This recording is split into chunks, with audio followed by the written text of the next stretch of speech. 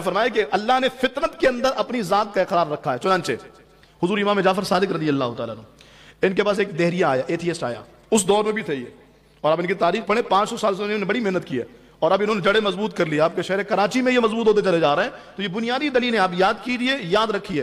ایسا نہیں ہے کہ وہ قرآن نہیں مانتا تو ہمارے پاس دلیل نہیں ہے، ہم نے تو نشانیاں بیان کر دی ہیں. تو اللہ کو نہیں مانتا. امام جعفر صادق رضی اللہ تعالیٰ، ان کے پاس ایک شخص آیا، کہتا میں اللہ کو نہیں مانتا. اب تیرے نہ ماننے سے کیا فرق پڑتا، وہ تو ہے. کہ نہیں، آپ مجھ سے مناظرہ کیجئے، ڈیبیٹ کیجئے، آپ یہ قائل کیجئے مجھے کہ اللہ ہے. اب ہم اچھا یہ بتا کام کیا کرتا ہے؟ کہا حضور کشتی چلاتا ہوں، سمندر میں، دریا میں کشتی چلاتا ہوں. تو کہا اچھا یہ بتا کبھی زندگی میں کوئی ایسا واقعہ جو تجھے یاد رہا ہو اور بڑا ہی تیرے لیے خوفناک ہو، یاد ہے؟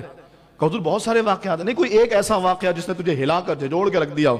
کہا حضور ہاں ایک واقعہ ہے. کیا؟ کہتا ایک مرتبہ طغیانی تھی سمندر میں، اور ایک سارے کشتی بان سائڈ کنارے کھڑے تھے، کوئی جانے کو تیار نہیں تھا. ایک بندہ آتا ہے اور اس نے بہت سارا مال دوسرے پار لے کر کے جانا تھا. اس نے کہا بھائی کون چلے گا؟ کوئی بھی تیار نہیں ہوا، لیکن اس نے بہت سارے مال کی آفر کی. میں تیار ہو گیا.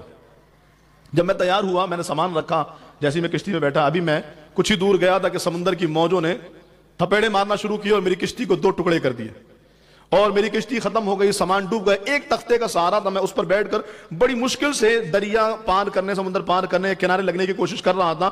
اچانک سے ایک بڑی سی لہر آئی. توجہ کیجیے گا، میں آواز بلند صرف اس ماحول کو سمجھانے کے لیے کر رہا ہوں. اچانک ایک بڑی سی لہر آئی، میں تختے پر تھا، میرا دل کانپ گیا، میں لرز اٹھا کہ بس اب میں موت آنے والی ہے. تو اس موقع پر جب میں نے لہر کو دیکھا میری کیفیت بدل گئی.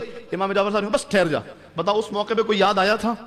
اس نے کہا ایک ذات یاد آئی تھی جو بچا سکتی. فرمایا وہی خدا ہے جو انسان کی فطرت میں، جو ایسی جگہ پر جہاں دروازے بند ہو جائیں، جہاں راہیں مسدود ہو جائیں، جہاں کوئی آسرا، کوئی امید، کوئی صورت باقی نہ رہے، اس موقع پہ جو یاد آئے وہی تو ہے جو نظام ہستی چلا رہا ہے، وہی خدا ہے.